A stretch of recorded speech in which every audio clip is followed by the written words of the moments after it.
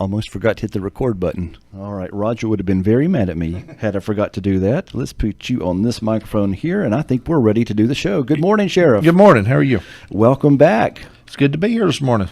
It's good to be here, and I was just telling the Sheriff I'm about ready to fall asleep, so if I doze off and you start hearing snoring, just push this button right here, and that'll turn the snoring off, okay? I can do that. All right. Well, Sheriff, it's been a very busy week, and we have folks watching, looks like from Knoxville, Tennessee, Chattanooga, Tennessee, and good morning to everybody out there watching on Facebook. We appreciate your being with us.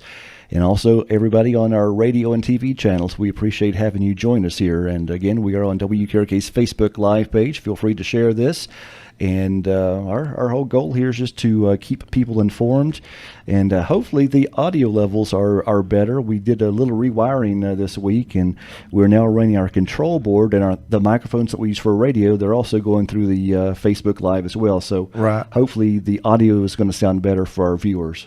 Well, that's good. I know that a lot of people view in on Facebook and Facebook Live as it's happening, but I know people go back later and watch those after the fact when they get off work of evening and different times throughout the weekend and days to come. So we just want to welcome everyone this morning, and it's just good to be here today. All right. Well, Sheriff, busy week. Tell us, give us a little recap of what has going on at the Sheriff's office this week, and I'm going to put the camera on you. Okay. Well, we'll talk about that in just a second, but I want to say first, a couple things. One is that I think they're doing Reverend Billy Graham's funeral today there in Charlotte, yes. And I just want to acknowledge that and acknowledge the fact of what of great influence he has been for many years, and I can remember as a child, as most people do, watching the Crusades and knowing different places that he's been and people that he's touched and lives that's been changed. It'd be a countless number to try to figure out how many people that the Reverend Billy Graham has impacted in his career. But we just want to acknowledge that today and say well done. And he is greatly going to be missed, and we're just looking for that next person to step up and take his place that maybe be that great influence. It was quite an honor to have him lay in rest at the White House Rotunda. All right. I think he was probably the only was it the fourth person? Something like that, yeah. So that was a great honor. Right. And, the thing about it is I know that we have in today mega churches and we have people of influence throughout our country, but I don't know that we've ever had anyone in modern times to influence on a spiritual impact the way he did, crossing boundaries and crossing religious boundaries and political boundaries and racial boundaries and all kind of different things just to, preach the word of God and just to impact people and just a great influence. Absolutely. Yeah. Rest in peace, Reverend Billy Graham. And I just printed out a thing that I had found on the internet about him as well, about something he would, people used to write him, so I was going to share that with our listeners but later on today. Yeah. All right. But going back, talking about the Sheriff's Office and things that's been happening again this week, we have had a busy week, and as warm weather has come early this year, we have seen more people out and going and doing things and out in the public. And when you see people out and about and enjoying their walks and their fishing and all the things they've been doing, you can rest assured the criminals are out doing their thing too. Absolutely.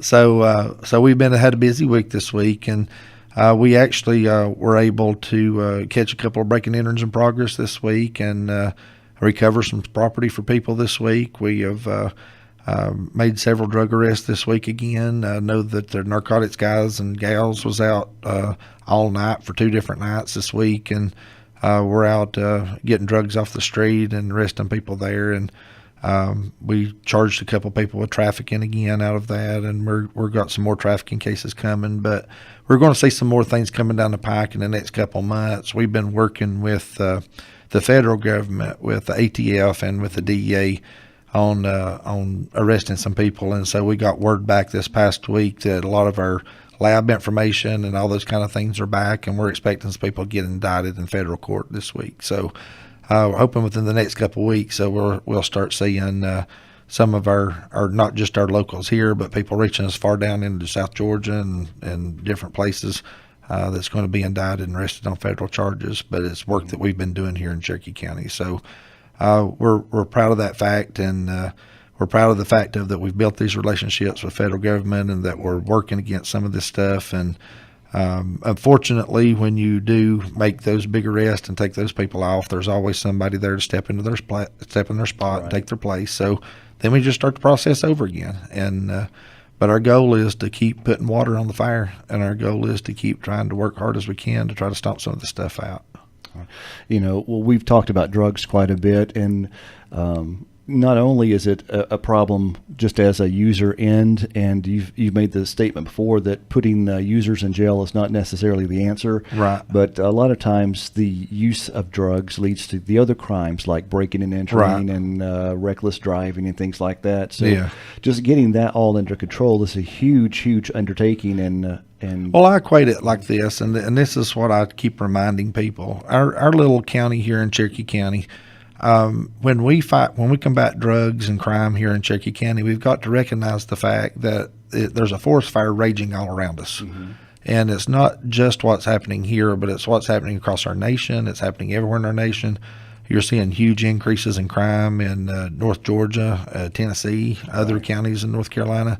And so as we're combating things here in Cherokee County, it's like being in your backyard with a water hose, and there's a forest fire going all the way around you, and you're just keeping everything wet and spraying stuff down. But whatever you're spraying to try to keep the fire out of your yard, the fire's creeping in behind you somewhere else. And so the only alternative is to lay the water hose down and get burned up, but we're not going to do that. We're going to keep fighting it as long as we can fight it.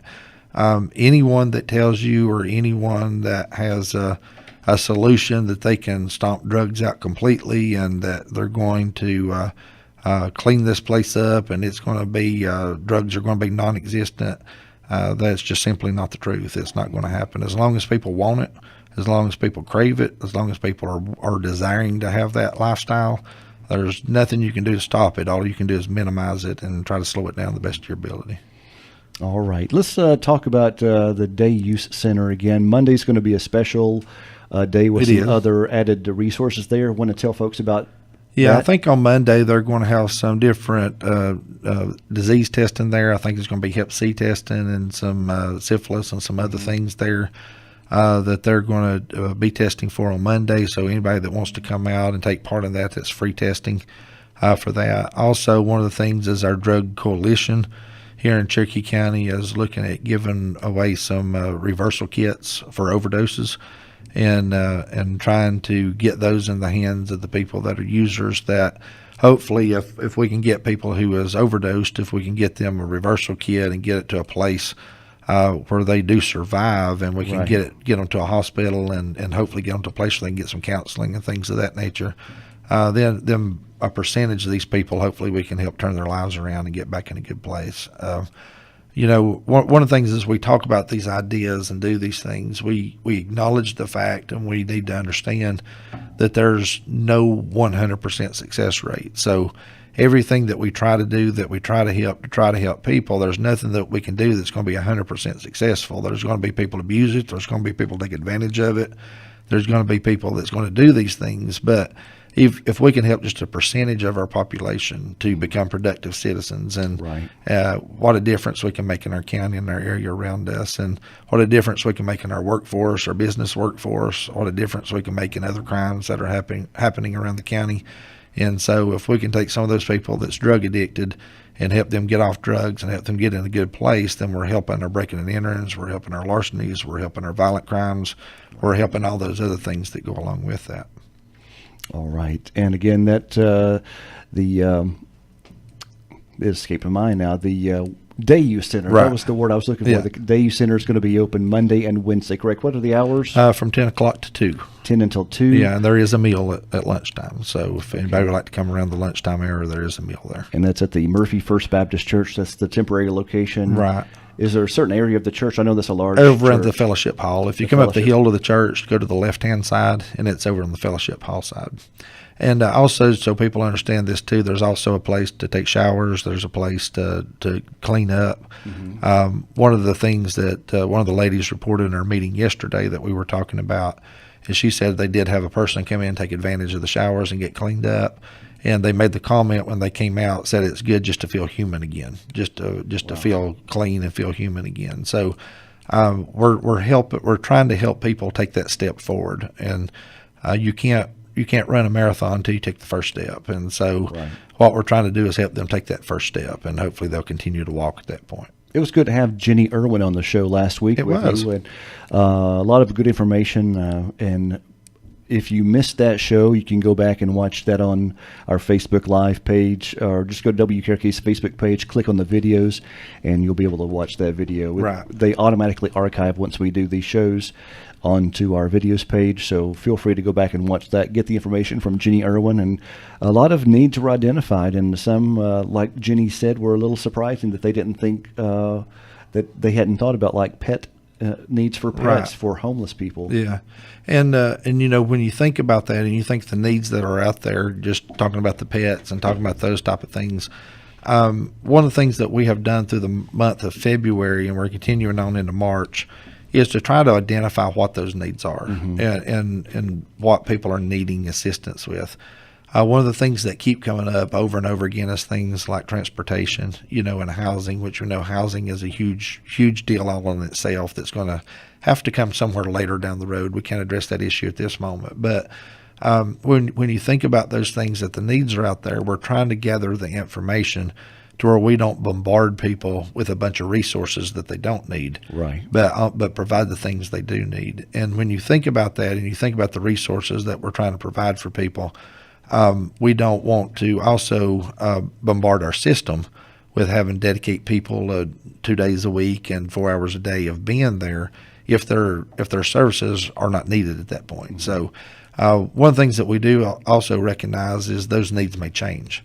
And so we may have a need this week and this month, and this is what the preliminary need is. But as the summer progresses and goes, needs may change and may have different needs. And so we're just constantly trying to evaluate that and look at workforce needs, look at educational needs, look at counseling needs, and all those different things that we can provide resources in there for people. And it can be something as simple as having workers from Department of Social Services being involved in the Medicare unit of just helping with paperwork, helping people fill out that paperwork and getting the things filled out they need to get filled out. And so we're just there trying to figure out how to help people take their first steps. And like I say, once they take their first steps and get walking, then hopefully that we can encourage them to keep moving forward and to keep walking into those big decisions they need to make for their life. I'm looking forward to hearing some testimonies that this has helped people. Right. A lot of people have gone through. There's a song we play. Everybody's going through something, and we Right. never know what that is. But when we hear the testimonies, like the folks who have recovered from addiction issues, it's so good to talk to those people, because they've been there in a bad place, and they knew they were, and it was very tough, and they needed support to help get them out of that bad place. Well, I don't know of anyone that as a child, when they were trying to decide what they're going to do with their life and what they were going to do when they grow up, I've never known of anyone to say, I want to be a drug addict when I grow up, and I want to deal drugs, and I want to ruin my life, and I want to live under a bridge, and I want to do these things. No one sets out for that goal for their life. And sometimes because of bad decisions, because of bad circumstances, because of bad things that happen in people's lives, it gets them down a road they never intended to go down, and they just need a helping hand to try to get them turned around and get them back into the right place. And no one's above that. You and I could have made those same bad decisions and very easily had a completely different life than we have now. Yeah, very easily could be me or you or anyone out there. And one thing that I've used over the years, a saying that I've used in law enforcement is, and I found it to be true, is anyone is capable of anything put under the right circumstances. Mm-hmm. And so that's why, like we talked about it last week or week before, that's why that when we have those things like someone's accused of a crime, but they are a good person or they come from a good family, that's why you can't just ignore things and just say, right, well, we're not going to look into it, we're not going to investigate it. Because we do understand that anybody is capable of anything. And so you have to look into those things and figure out what the truth is and try to weed through that.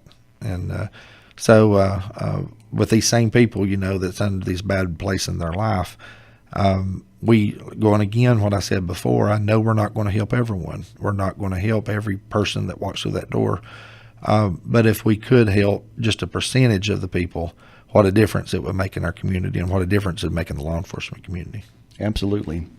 All right, let's change topics now and Okay. go to school shootings. Right. Unfortunately, another one happened today, and parents are watching and they're listening to the news, and they're thinking, do I need to homeschool my kids? Do we need to put fences around schools, make it Right. like a prison? Well, there's not really a great idea. or There a there great is solution. not a 100% answer for that as to what the right thing is to do. It's something that as a nation we're going to have to address. But one thing I do want to say on a local level, we are dealing almost on a daily basis with our school system and with the school resource officers over there, and things that kids say and they do in the schools. Last night I had gotten a phone call from a person last night who said, I just want to tell somebody about this. I don't know if there's anything to it. It wasn't really a threat, but there was a student at school that said that they were concerned that there may be a school shooting today. And when they were questioned as to why they would think that, they just kind of turned their back and walked off. And so there wasn't a threat. There wasn't a threat to shoot the school up. But even those type of things like that, we have to take seriously, and we have to look into to evaluate the situation and find out for these kids why they would make statements like that and what they're thinking when they make those statements. So just like last night, I contacted the school resource officer chief, and we were in discussions about that last night as to what to do. And a lot of those things, we can make contacts with the families and just do quick interviews and talk to people and kind of assess that situation as to what's going on there. But one thing I do want to say about this, and I want to make sure that parents and children also understand, is that we live in a world now with the social media that's out there and what's available. We need to be very, very careful about what we post and what we put out and what we say about things. To incite a riot or to put things out there that's going to cause disruption and cause panic is a crime, and you can be charged with it. And we had a student that this past week, talking with investigations, that they felt the need to do a juvenile petition on a student because of some of the things he was saying and some of the things he was putting out there that wasn't necessarily a threat, but it was causing panic between other children. It's causing panic between families, and just making vague references and things of that nature. So there was a juvenile petition filed, and we have to take those things seriously because we never know what that's going to bloom into or blossom into. And likewise of that, when you have lockdown drills at the schools and you have situations where you go into a code red or you lock down, students need to be aware that when you start texting things out and you start putting things out like there's a shooter in the school, like we're all going to die, like someone has a gun, those kind of things. When you put those things out without it being true, you need to understand that you can subject yourself to being charged with those things. And so we need to make sure that everybody understands that, and not to, if we have a bad situation, let's not make it worse by putting out false information that's out there. If there is a student at school right now that is just wanting attention and they go to this, let's make a threat, I want to be famous. Right. What are the consequences? You touched on that a little bit. Right. What would you want to tell that student right now? Well, there's things you need to understand is depending on what the threat is and what it said, but at its very core, at the very basic, you can be charged with communicating threats, which is an arrestable offense for doing that. That is the bare minimum. There's other things such as disorderly conduct charges, and depending on what the threat is, there could be some other specific things that could be charged out of that. But we need to understand that it's not fun and games. It's not funny. It's not a joke to put those type of things out. In light of what's going on in our world around us and what we're seeing from various shootings in schools and businesses, we expend a lot of time and a lot of resources tracking these things down. And so by simply putting out a tweet or putting out a Facebook post or just making a joke with a friend at school about shooting the school up, it causes a lot of law enforcement resources, a lot of school resources, and a lot of disruption to the educational system. So we need to understand that that's not okay, and that's not a good thing to do. We need to take it seriously. Okay, so if a student tonight sees a message on Facebook about a possible shooting for their local school, I'm trying to think from the mind of a student. Right. A lot of them may want to share that to warn their friends, but that's not really the best thing to do. What's the best thing to do once they see a post? Once they see a post like that, they need to bring it to the attention of an adult, whether that be a school teacher, whether that be their parents.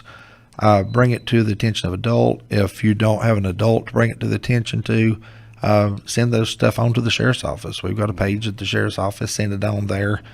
This is what I was told, this is what I heard, this is what the post says, and this is who put it.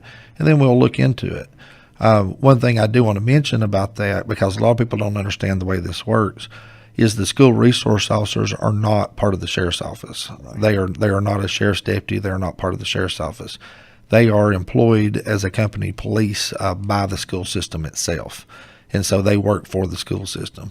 But we do work hand in hand with the school resource officers, and we do work hand in hand with them on any threats and education and training and those type of things, active shooter drills, all those kind of things we kind of partner with and do those things together. But people need to understand is they're not a sheriff's deputy. So we can only work with those folks. We can't necessarily tell them what to do or how to do it. We can only give suggestions and work with them. So I want to make sure that people understand that also, the way it works in Cherokee County. I think we have, 13 different campuses throughout Cherokee County? That is. How many SROs are there? I think currently they have either 3 or 4 right now. So they're pretty much having to share? They share schools. I know even when I was a school resource officer, we were assigned 3 schools each. And so they have to bide their time between schools and go to different places depending on where situations and problems are going on at. One of the things I do want to say is that, as we look into the future of the safety and security of the schools, we really need to take a close look at how much security do we need to do, how much resources do we need to put into that.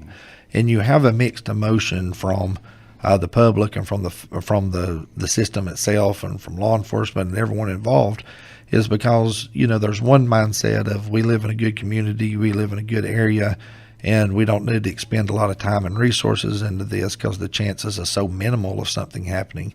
But then you have another mindset of this is happening all over the country, and even small places and small towns this is happening in, so we need to expend a lot of resources and a lot of time into this. And so I think it's a discussion that we need to have with the powers that be and those such as commissioners who control the money of the county, those with the school board who makes those decisions of what happens within the school system and what kind of resources they're going to have there. So it's a discussion that we need to have with a lot of people in a lot of different areas as to what is reasonable and what should we do there within the school system. But I will tell you this, is that between the sheriff's office and the towns and the resource officers, I know that we expend already a lot of time and effort and resources on protection of our schools and trying to make sure things are safe there. All right. Where's the latest school shooting that was on the news this morning? I haven't got a chance to look much of that. We've had it. It was at a university in Michigan, somewhere up in North Michigan. And it sounded like they had an idea of who the suspect was. Yeah, they gave a description of what the suspect was wearing and said that they were 19 years old. So I'm assuming they probably know who it is if they knew they were 19. So. And the fact that he was wearing, or he or she was wearing mustard green pants, I think. Right. I think in a blue top. I think is what they put out. That should be easy to find. You would think. But yeah. I think it's an airstrike. I think we just had a jet fly over. Yeah, there's I don't know if our radio and Facebook Live fans are hearing that, but we're... It's pretty low. It just come over Murphy. Yeah. But the thing about it is that, like going back to what we said before, we have to take all those things seriously. Earlier in the week, we had a basketball game between Murphy and Cherokee, and there were some Facebook things put out, and there was no threats, but there was a Facebook thing put out as far as Cherokee fans coming over and taking over the courts and not leaving room for Murphy fans to see it, and going to try to get as many people as they could to come over and take up all the tickets and all the seats and those kind of things. And so the school contacted me about that and the resource officers, and we had a discussion about it. And just on the event that there could be some issues, there could be some trouble, we sent extra deputies over. Murphy Police Department sent some people over. The resource officers were there. So even on things like this where there's not a specific threat, we still want to look at the safety and security of things and try to head things off before they happen. So we're constantly evaluating those type of things within the school system. For the last several years, people who enter the courthouse have to go through a metal detector. Is that something that we're going to see in the schools one day? I'd say it probably at some point. Schools have already taken certain precautions now. You know, when you look at elementary and middle schools, they currently lock all their doors, and you have to ring a buzzer to get in, and someone has to let you in, and those kind of things. The high schools are a little bit different because it's more of a college-style campus. Kids are going to classes in different buildings and transferring back and forth throughout the days to different building, and so it's more of a laid-back kind of structure in our high schools. But even like Murphy High School, for example, they have a system there to when people come in, there's a visitor check card, and there is when kids leave and come, they're documented through a computer system, and you have to sign people in and out so they know who's on campus and who isn't, and those type of things. And so that's primarily where your resource officers are headquartered, is through the more open campuses that are happening there, and then they respond to the middle schools and elementary schools as needed. And then you have Murphy Police Department that helps with the elementary school here in Murphy and is nearby for the high school and middle school here in Murphy.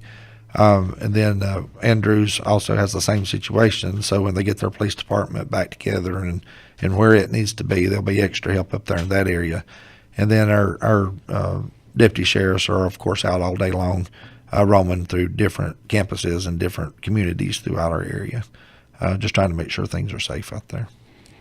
All right.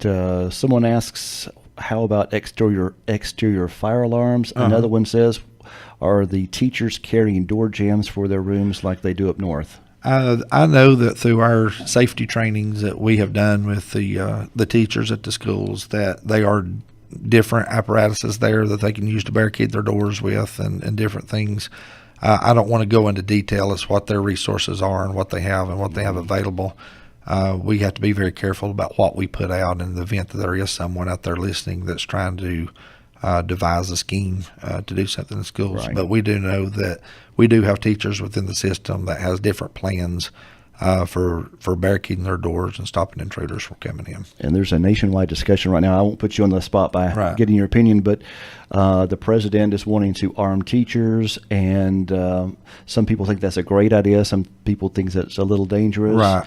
And then in Dalton, Georgia this week, a teacher without any students there did fire a gun in his classroom. Right. Some people said that he was just making a political statement. So there's so many things that are being discussed right now with guns, and really that is one of the arguments that you can make an argument on either side for, depending on what stance you wanted to take. There is a very valid argument that if teachers were armed, that they could stop shooters and intruders very quickly. Before law enforcement ever had a chance to arrive, they could neutralize that situation. You know, and they're not saying every teacher; they're just saying specialized teachers and through special training. There is an argument for that, but there's also an argument for the other side of that, of the teachers are under enough stress and enough trying to educate kids and doing multiple tasks during the day. Do we really want to add another task to a teacher, you know, for being responsible for the security and safety of the students, you know, and securing a firearm throughout the day? I can see that being a huge liability. Right. So there is an argument on both sides of that, but it's like everything else we talked about. It's a discussion to be had, and somewhere along the way we have to have a reasonable discussion about it. We have to find some ground in the middle that does protect our children, that we do what we can to protect them. But we're not adding more problems to that. Right. One thing I do want to mention to people also is the fact of when you think about this and you think about safety and security, one of the things they teach us in law enforcement when we do traffic stops, enter into houses, different things that we do, one of the things instructors always tell us when we go through our training, if someone is dedicated to hurting you, and that's what their intention is, there's very little to anything you can do to stop them. You can't keep them from it. And we need to remember that kind of same thing with mass shootings and these different things that's going on around our country. If people are dedicated to hurting others, and they're dedicated to getting their picture in the paper and on the TV, and they're wanting to cause mass destruction, there's very little you can do to prevent that from happening. And it doesn't matter what tool they use. It could be driving a car through a crowd of people. It could be, I saw in think it was Japan or China or somewhere over there in an Asian country, where there was an attack this week, killed 19 people with a knife. And Wow. so, if you're dedicated to doing that, there's very little you can do to stop it. So with that being said, think about this. Even if you took all of our schools and you put steel doors and steel windows on the schools, and you put fences around them and metal detectors, and you had 100 armed guards at the school to prevent these things from happening, what's going to keep someone from assaulting a school bus while it's on its route? True. What's going to keep people from going to a park where kids are gathered, and or a basketball game or wherever it may be. And it goes back to what we said before. You can't legislate morality. You can't make enough laws for people to be good. And so what we have to really do, and we have to really evaluate this whole thing in the United States of America, is going back and look at the mental health situation, and looking back at the other things that's driving this, that's causing this. The shootings is not necessarily the problem. That's the symptoms of other problems. Right. And so we need to go back. We need to look at what that real problem is. What is the real root of that, and address that root problem. And once you address the root problem, then you can address some of these symptoms and things that's going on around there. And so we just need to have a hard look with that and reevaluate what we're doing in America. And I understand, too, just by the way a kid is raised, his home environment, things he's exposed to, the friends he hangs out with. There are so many influences, even the fact we mentioned video games and the violence and the TV violence and things like that, that can put a lot of ideas into a kid or a teenager's mind, or as they become an adult, has become immune to a lot of the feelings that should be, this is right and this is wrong. Well, one of the things my son and I have had a discussion about many times over the years is about video games and the graphics and those type of things. And I want to be very clear about this. I'm not saying that these things are happening because of video games. That's not what I'm saying. Mm-hmm. But what I am saying is that because of some of the types of games that are out there and the graphics on those games, is that our children desensitize themselves. Exactly. And so when you have these video games where you're running around shooting people and blood's flying and you're killing people and you're stabbing people and you're running people over with cars and you're doing all these things in the video games and the graphics are so real, then you desensitize yourself to that and you become numb to what you're seeing. And I think that even though it don't cause these things to happen, it furthers people down the road that already has this idea that they want to do this. It helps them desensitize themselves, to disassociate themselves with what they're about to do, and they treat real life events like they do with video games. And so, I'm not saying that we ought to ban all video games and get rid of them and all that. I'm not even going to that place. But what I am saying is we need to pay attention to what we're doing in America. Absolutely. And we need to pay attention to the way we're raising our children and pay attention to what our children are being exposed to. A couple of people have asked, how does one become a school resource officer? It is an application through the school system, and you apply there through the school board there in Murphy through central office. And they will take your application. It's like any other law enforcement job, just whatever openings they have and however many openings, that they'll take those applications and look at that. Do they have to go through BLET training? They do. Like a regular You have to be a officer? certified law enforcement officer to do that. And there was the news report that the one officer down in Florida at the shooting had failed to do his job, what he was trained to do, and he did not go in the building. Right. What are your thoughts on that? Well, it's hard to know the mind of someone else and why they make the decisions they make. One of the things I did hear the officer say was that he did not know where the shots were coming from and was trying to assess the situation and trying to figure out if they were inside and outside and how to respond to that. And if that is accurate and if that's true, I would agree with that. There's not an issue with that. But one of the things that we are trained to do is, especially in a school setting or a business or a theater setting, is that you go to where the shots are. And so we are beyond this thing of waiting for SWAT teams, waiting for resources, waiting for these things. Law enforcement officers are inherently dangerous, and that's what we sign up for, and that's what we do. And every day when we hit the ground, we know that we could be killed today, and we know that we may have to put our life on the line today for someone else. And so especially when you're in that setting of a school setting, and you know someone is hurting kids and hurting staff and hurting people within the school, the very basic part of that training is you go where the threat is and you do what you can to stop the situation at that point. But I will say, and I will tell you that part of law enforcement training is that you can't help others if you're not alive. And so one of the things they do try to teach us to do is, even though we go to that threat and challenge that person and take care of that situation, is not to run into a situation where you know you will be killed if you can help it. If it's not something that you just have to do. And so part of being a law enforcement officer is assessing that situation and trying to figure out what the best resource is and how to respond to that. So from the outside looking in and looking at what happened in Florida, I can critique that and I can say some things were wrong with that and should have been done different. But again, I wasn't there, so I don't know what that officer was really thinking or feeling or what he was going through.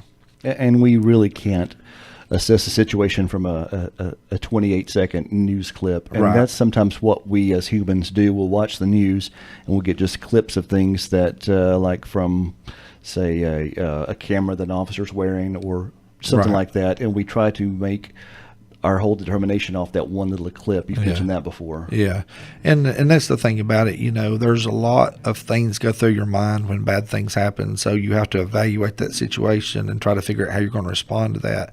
And you were making all these decisions in milliseconds, and where the things that hit the evening news, people's had time to watch and rewind and play again and analyze and why shouldn't you do this? How you could have done that? Well, officers are doing those same things, but they're doing them in milliseconds instead of taking the time to really sit down and analyze the whole situation. So it's very easy after the fact to say you should have, could have, would have done this, but when you're the one in the situation, it's a little bit more difficult at that point.